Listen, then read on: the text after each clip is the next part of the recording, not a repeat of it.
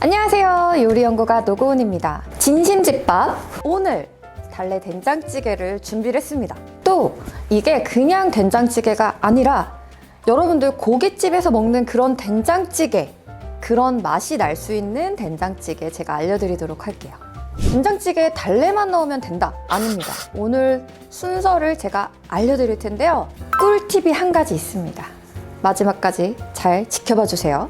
달래 같은 경우는 이 줄기와 뿌리를 먹는 채소잖아요. 잎 같은 경우에는 진한 녹색이고요. 뿌리는 매끄럽고 윤기가 나고 둥근 것이 좋은 달래입니다. 여러분 집에 항상 갖고 계시는 대파 머짓하게 썰어주세요. 애호박이죠.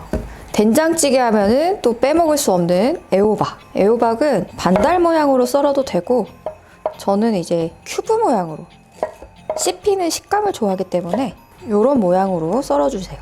그리고 제가 알배추, 매운 고추, 홍고추 이렇게 준비를 했는데요. 알배추 같은 경우에는 냉장고에 잠들어 있던 채소죠. 여러분들도 냉장고에 갖고 계시는 자투리 채소 있으시면 취향껏 넣어주시면 됩니다. 한 입 크기로 썰어주시면 돼요. 한 입 크기로 썰어주세요. 홍고추도 송송송송송 썰어주세요.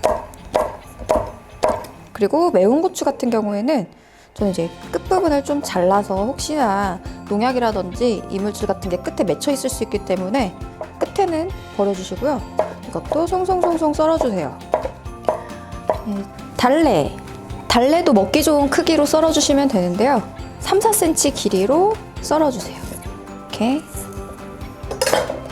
두부인데요.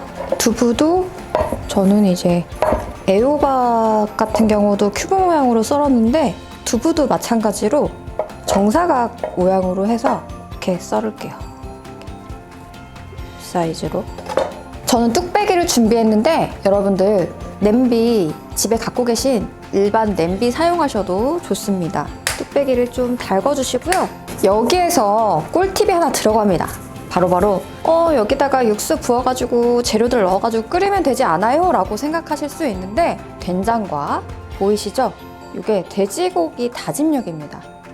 요거를 처음에 살짝 볶다가 육수를 부어서 끓일 거예요. 이렇게 끓여주시면은 감칠맛이 폭발하는 결과를 초래합니다.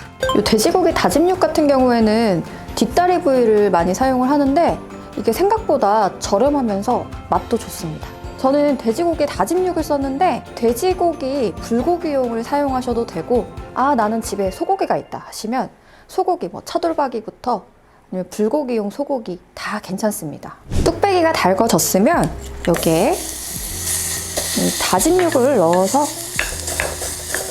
살짝 볶아주세요. 만약에 다짐육에서 약간의 그런 고기 냄새가 좀 난다, 나는 이게 약간 잡내를 잡고 싶다 하시는 분들은 맛술이랑 후춧가루에다가 살짝 재웠다가 사용하시면 됩니다. 된장입니다. 요거는 집된장이고요. 여러분들 시판 된장 사용하시면 됩니다. 그리고 쌈장도 들어갑니다. 이렇게 해서 함께 볶아주시면 돼요. 지금 제가 쌈장이랑 집된장을 넣어가지고 고기랑 함께 볶고 있는데 쌈장, 집된장 레시피도 나중에 진심집밥에서 공개하도록 하겠습니다. 이렇게 된장이랑 고기랑 함께 볶으면은 그냥 끓일 때보다 훨씬 더 감칠맛이 올라가고 더 맛있게 드실 수 있어요. 네, 고기가 있고 함께 어느 정도 볶아졌으면요. 여기에 준비된 채소를 넣을게요.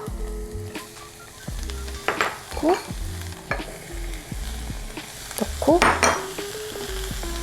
부어줍니다. 지금 이거는 제가 다시팩을 넣어서 물을 2컵에서 2컵 반 정도 우려낸 거예요. 이렇게 해서 끓여주세요.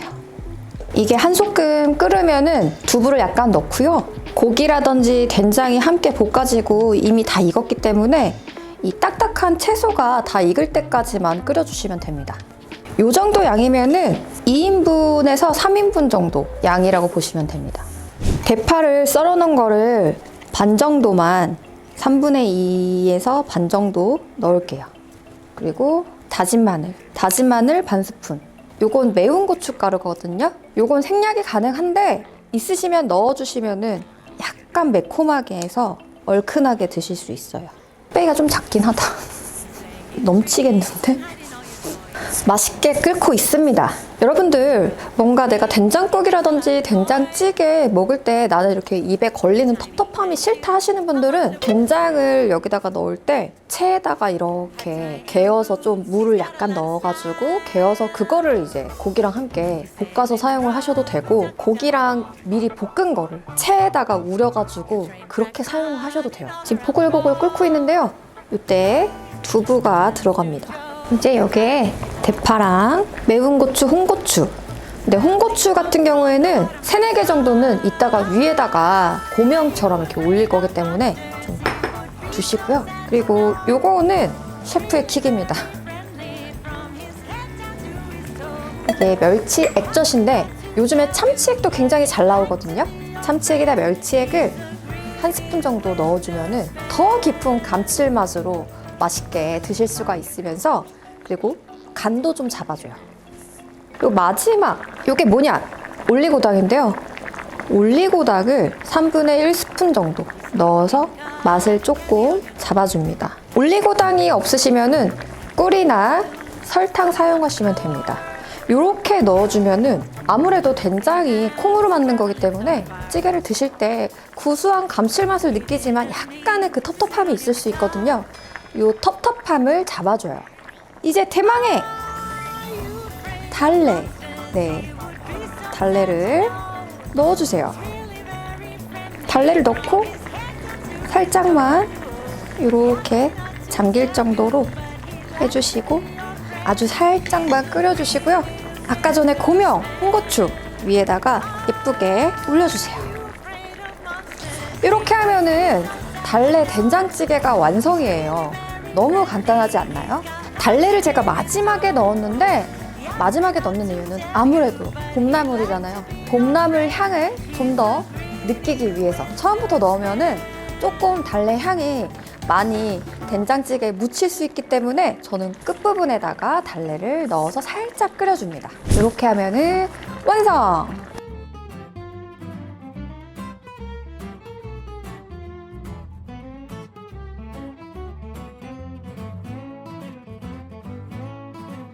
제가 또 먹방 노선생입니다. 한번 먹어보도록 하겠습니다.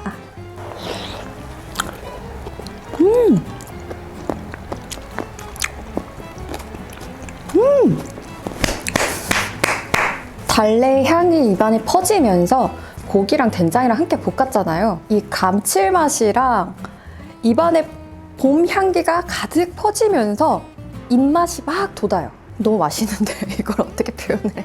밥이랑 먹어야 될 것 같아요. 혹시 진신집밥을 통해서 더 많은 레시피를 알고 싶다면 댓글이나 이메일로 신청해 주시면 감사하겠습니다.